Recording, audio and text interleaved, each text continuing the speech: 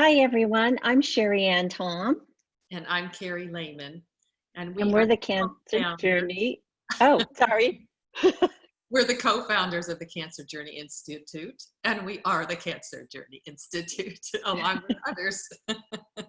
And you are joining us for the Cancer Journey show. So welcome. Yes, welcome. We want to just tell you a little bit, give you a little bit of context for this, in case you've not been with us before in this format.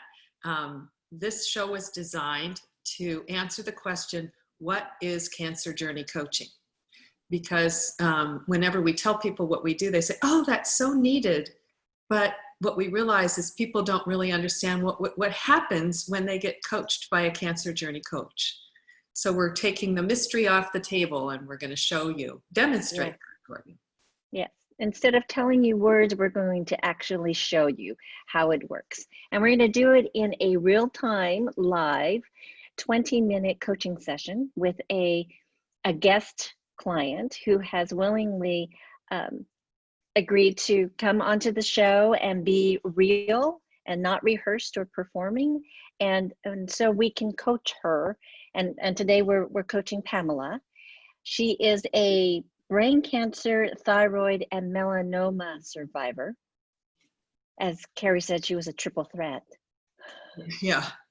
So she is well versed in being a patient and a survivor. Yes. Big time survivor. Yes. She lives in Berkeley, California, and she's coming with a topic that we don't know about. So it'll be interesting to see how the coaching goes. And it's always interesting and fascinating to see where we go, because this is not rehearsed. So today I'm going to be the coach. And what else do we want to say, Carrie? Just maybe a little bit more about our company, that we established it because there was a big gap in cancer support, emotional, spiritual, and mental support.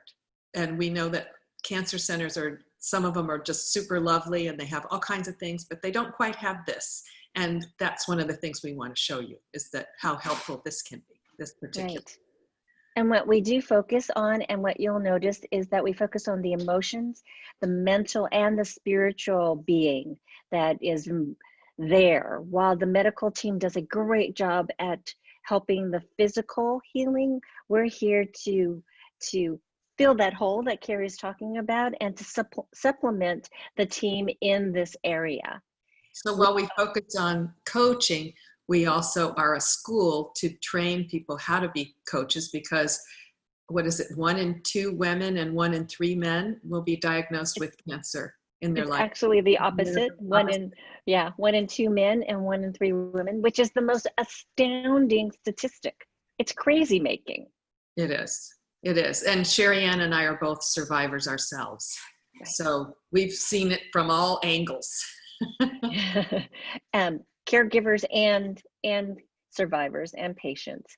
And one other thing that I wanted to say, because we're so proud of it, is that we are the nation's first cancer coach training company. And we're also the only International Coaching Federation accredited coach training program that exists today. For cancer coaches. And and between us, although you'll just find this very hard to believe after looking at us, we have 40 years of coaching experience. So yes, you're all in good hands. Coaching experience and coach training experience. So right. We have so much to tell you, but that's enough for today. And so let's bring our client in. Let's bring in Pamela. Come on in, Pamela.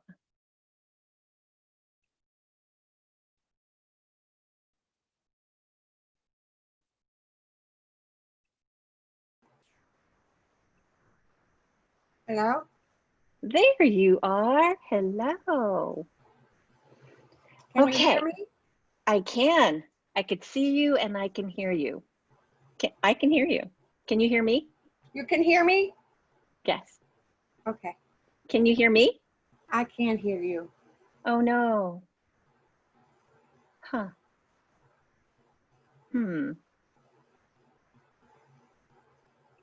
I don't know how to do that, how to make you hear me. Pamela, is your volume turned up? Can you hear me, Pamela? No, No. you can't hear me. Pamela, I'm going to put something in the chat for you so that we can, you know, technical difficulties happen with technology.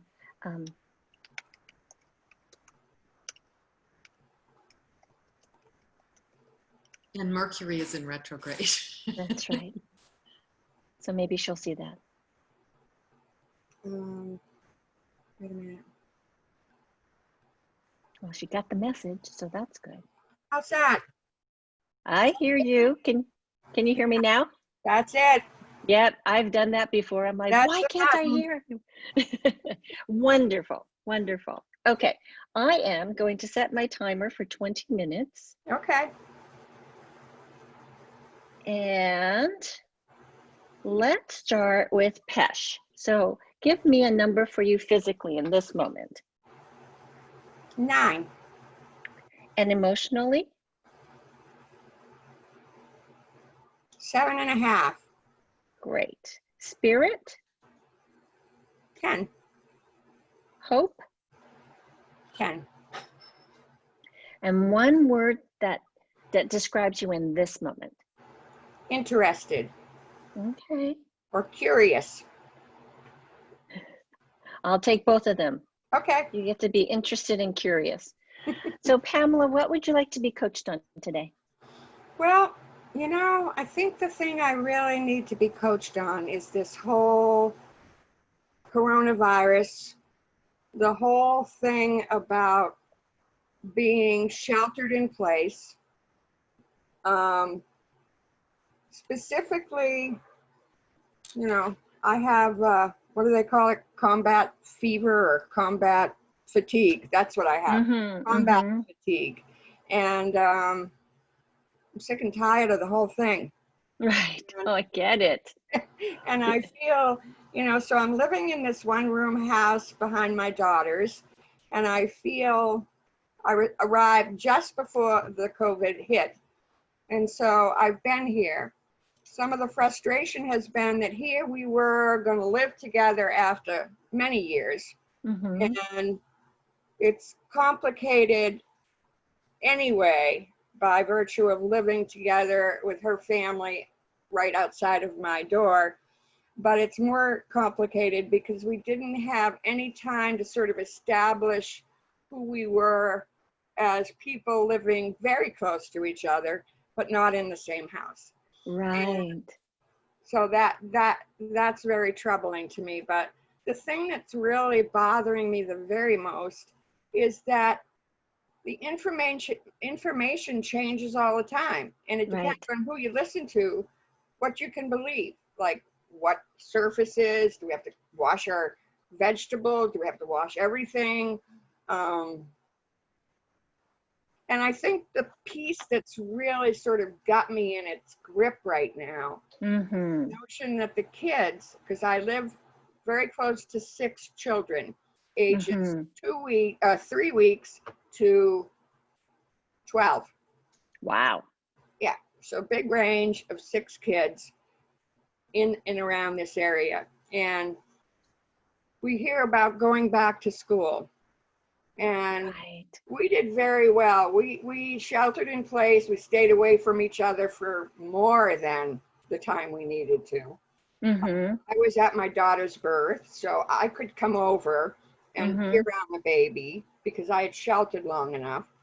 But the deal is that I'm petrified that I'm going to have to shelter in place by myself in a one-room house for a long period of time. So I'm hearing if these kids go back to school. Exhaustion, fear, unknown, and then this not having enough time to actually design a relationship with your daughter and her family about how are we going to be. So all of this is converging at the same time. Right. But what seems to have the grips around you is the fear, it sounds like, around what if they go back to school? how am I going to take care of me is the question that I'm hearing underneath it all. Yeah, how am I going to be okay and not like freaking lose my mind, you know? Like I'm going to go crazy with no companionship at all, basically, other than, hi, how are you? How was school today? Out the window, you know, out the door. Right. So The isolation. isolation, it feels like lockdown. It feels like you might as well put me in San Quentin. Well, please don't put me in San Quentin. No, because things aren't very good right there, Not but very I good get there it. right now. So you're feeling isolated and fearful and I don't feel too isolated right now, okay. but I feel that's my future. And so Okay. it's got me a little, I don't know if it's fearful as anticipatory, and I want to say needlessly, because I've learned how to take this as it comes in so many ways. And I feel happy with myself for that. But now you add the school dimension, and that just takes me over, you know? Takes me over the bridge. And I'm not shopping for myself even. My kids are shopping for me, and it's driving me nuts. I don't get the food that I really like. I get different brands and different varieties, and they don't want me to shop. Right, right. And so here I am, like sitting here trying to like take it as it comes and say, it's going to be all right, no matter what happens. I mean, that's what I tell everybody else, but the truth is, what's really happening over there, Pamela? in my soul, I feel scared. Yeah. Tell me about the scared.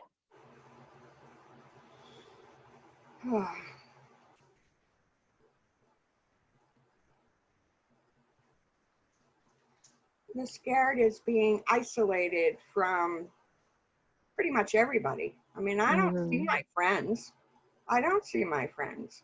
Not that I have gazillion friends, but I have a very few close friends. And even though we get together once a week and talk on Zoom, I'm tired of Zoom, frankly. Right. I hear the scaredness of, is this gonna be my life for the foreseeable future? And I'm craving connection.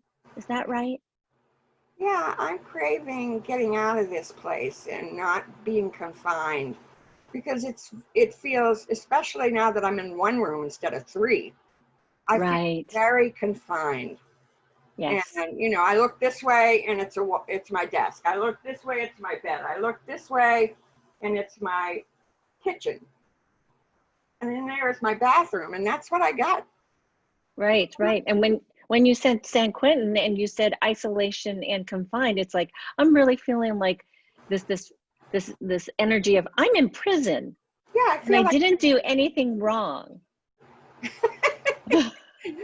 well, I've done plenty wrong, but yeah, I feel like punishment. It feels like it's coming into punishment, like not punishment as in God's punishing me or anybody's punishing me.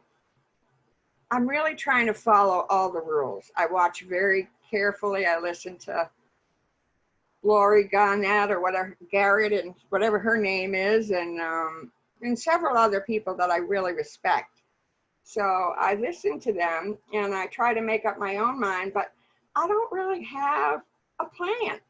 Right. That's what I'm really getting is like, I'm trying to do the right thing. I know what people are saying. I'm listening carefully, but now I'm going to ask you to listen to yourself. So just for a moment, could you just close your eyes and just answer this question? That's not a question. The question is, what do you want? What do you want, Pamela?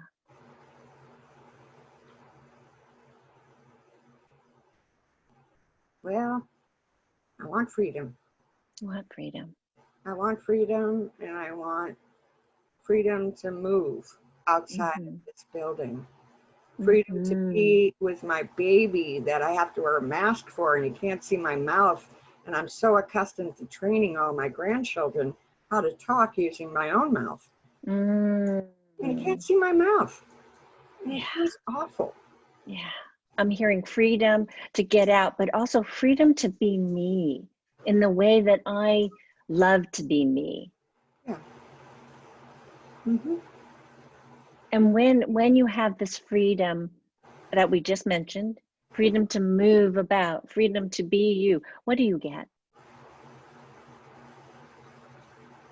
Well, I get expansion. I get ideas. I get Mm, I get um,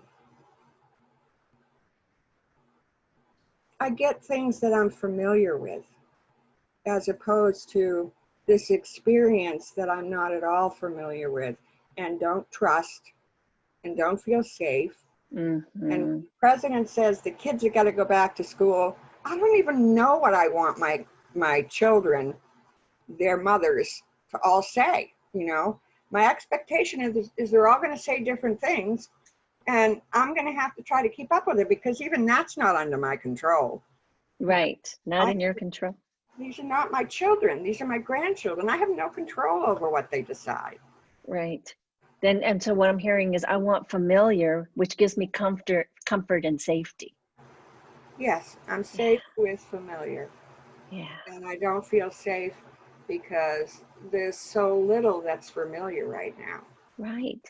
So You know, where can you find? television is familiar, but it's, driving me But that's driving you nuts. crazy. Yeah, it is. So where can you get safety? How can you feel safe?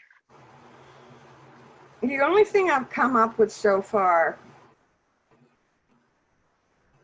is that I emulate a former partner. And instead of trying to stay on top of things, I just sit in the chair, which is my living room. I have a living room, it's a chair.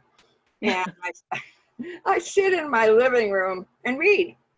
And I sort of escape to somebody else's lives. And that makes you feel safe.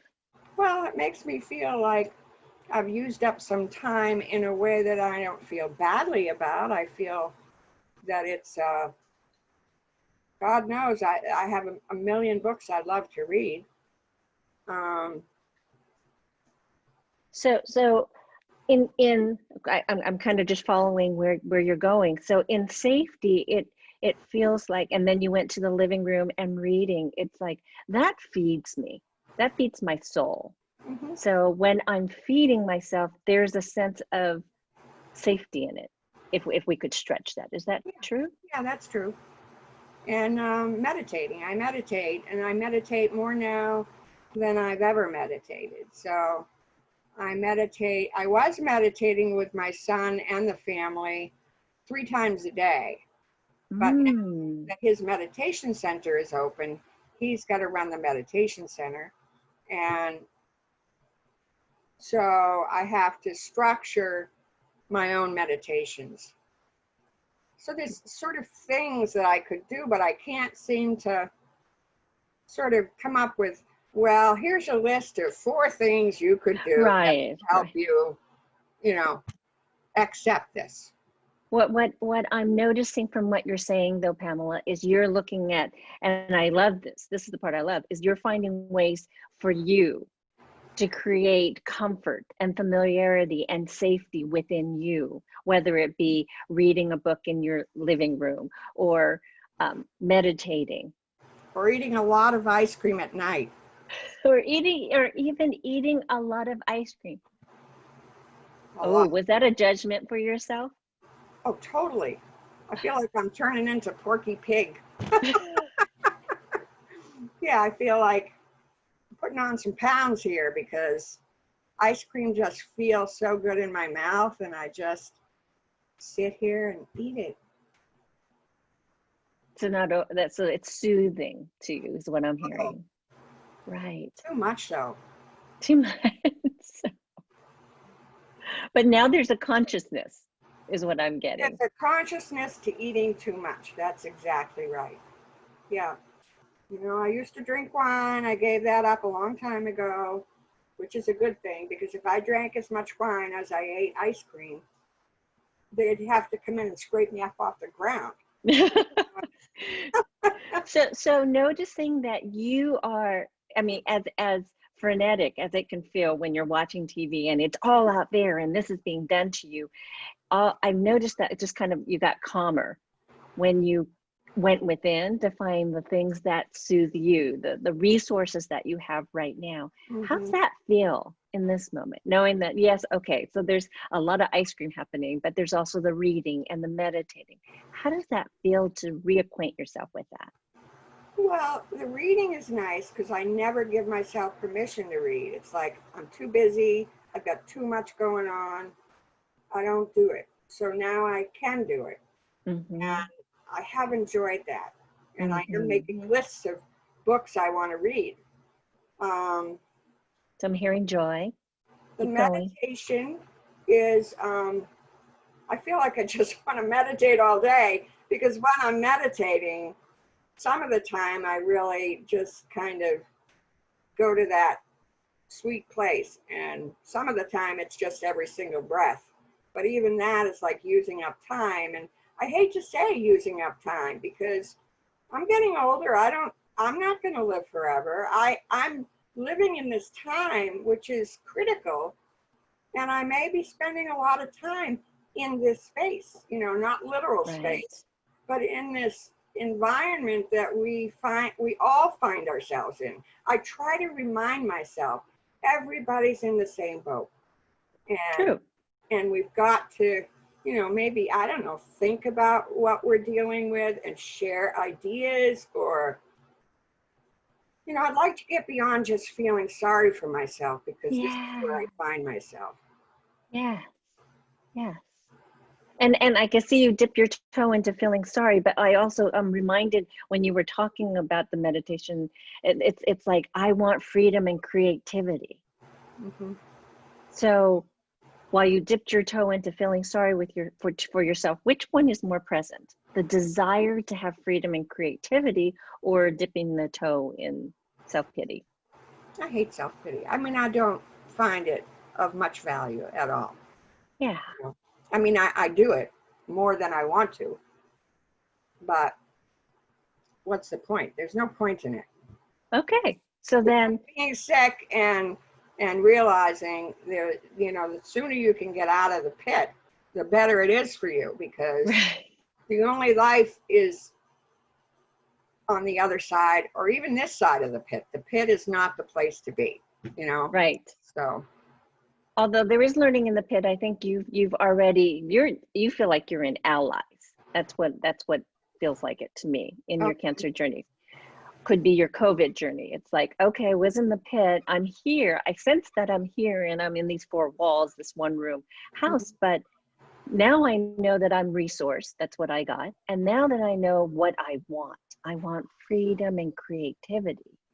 If you could, so those are functions, right, Pamela? They're things that you want to experience. But we're here, Mm-hmm.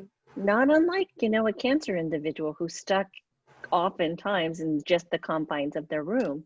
That's right. How can you, in your situation, what kind of forms could you envision having that would allow you to feel freedom or even creativity? Well, I've named a couple. I mean, I Mm-hmm. have no problem continuing to read and continuing to meditate. And when There's you talk something about about being freedom, creative here. well, when you talk about freedom and creativity, I'm not artsy. I'm not artsy craftsy. Um, I did buy a large set of colored pens to play because I Ah, never ever play colored pens or anything like that. So uh-huh. I did get on Amazon like maybe a month and a half ago and buy this humongous package of colored pens. Oh my goodness. Yeah, Okay. it's big and it has a multiplicity of colors. So I could go there. I haven't yet. It's still like, oh, artsy craftsy. That's And yet what I heard you say was these pens represent play to you. yeah. And when you hear me say that word, what comes up for you? Play. Oh. Hmm.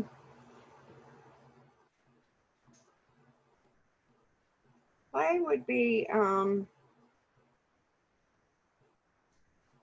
would be good. Say more. What's good about it? Play is, I think it's the hurting soul's delight. You know, it's like you have a soul that's hurting and you literally play, you may be able to dig yourself out of the hurt. Sounds like healing. A better place. Well, it's not a fun place, at least a curious place. I'm not sure Right. fun is what I'm going for, because I should be, because God knows I don't seek out fun nearly enough. And so some days, you know, I'm very introverted, and so some parts of me like this. I heard the bell go off. Some parts of me likes this because I don't have to force myself to do something that I feel like I can't do it, you know. But maybe I'll have so much of this that I'll say, just let me out of here, you know, and let me go ahead and play and be with people and do all that stuff that I always say no to. What I want to reflect back to you is when you even say the word play and fun, your face lights up.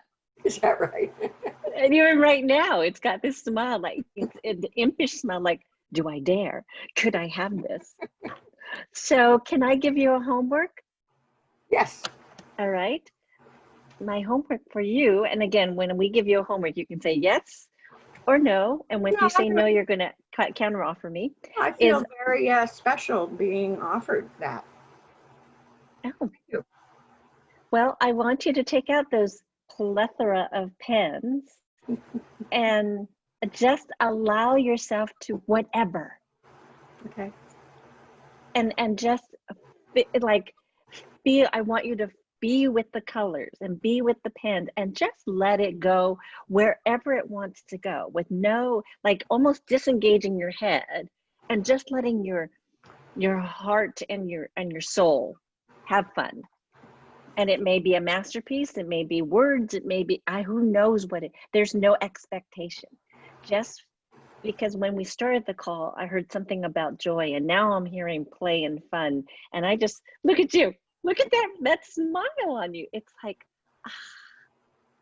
your spirit is being tickled. I can do that. Wonderful. Well, thank you so much. This has been a delight. Thank you. Can I have one word that describes you in this moment right now? Excited.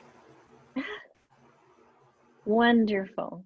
Yeah. Thank you, Pamela. Have a lovely rest of your day. Thank you, Sherry Ann. I look forward to talking to you again soon. Bye-bye. All right. I am going to return you. There. Hi, Carrie. Hi. Well, that was, isn't it fun how coaching just, it starts in one place and you never know where it's going to go. We never know. But what I absolutely loved is, I mean, this is such a typical call because it takes a while to unpack, you know, and just allowing the client to talk about where they are. And then you take another layer off and another layer off. And then when she felt like you met her, then you asked her the question, what do you want? And we always say that is the most powerful question, coaching question you can ask. And it's amazing what comes up. Mm-hmm. So what you got her to was that she wants freedom and creativity, and that turning into play. And now she has, it's like she took some of her power back, or her power back, instead of saying, oh my God, you know, it's all out there and what, I'm a victim here. It was more like, okay, what do I want? I'm going to give that to myself. It's such a turnaround of energy. Right. And there were things that she was already doing that she was giving herself. And I can hear the little bit of like, ooh, I read a book and maybe that was, should I even allow myself to do that? But she's the one who brought in play. And then it was like, oh, because I could just see, and I could, even if I wasn't looking at her, I could hear in her voice that uptick. It's like, there's something here. And I just kept digging for gold here. And that was fun. Yes. And so many of us are going through that, feeling that same way, just so caged in. And I love that you linked it to how a cancer patient can also feel. But we have these moments where we feel good enough to do something. So what is it that we want and what will feed us, and giving ourselves permission to do that. So that was just so lovely. Yes. I loved how the confines of the four walls kind of disappeared when she was imagining playing. Because it doesn't matter where we are, if we can play in a moment and that brings us aliveness and joy, she's not stuck. Exactly. Exactly. Beautiful. Yay. Yay. So what do we want to remind folks? We have a Fundamentals of Cancer Journey coaching that starts in September. We have still our offer of free cancer journey coaching. If you or someone you know would benefit from a free session, the free sessions we give are longer than this, but just go to our website and it should be easy to find there, and just sign up and we'll match you with one of our coaches. What else? Oh, we also have a free Panic to Powerful workshop, which is a 90-minute workshop, which is going to be online. And we're doing that on August 11th. And you can also sign up for that on our website. So all of this is under, I believe, events and news. Yes. Yes, yes, yes. And then we will we'll be here next week, same time, same place. Next week will be Anitha. She's another guest client.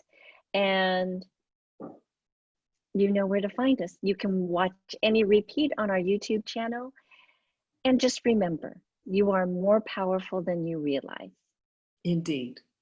Thank you for joining us today, and we hope to see you again next week. Have a great day. Bye for now.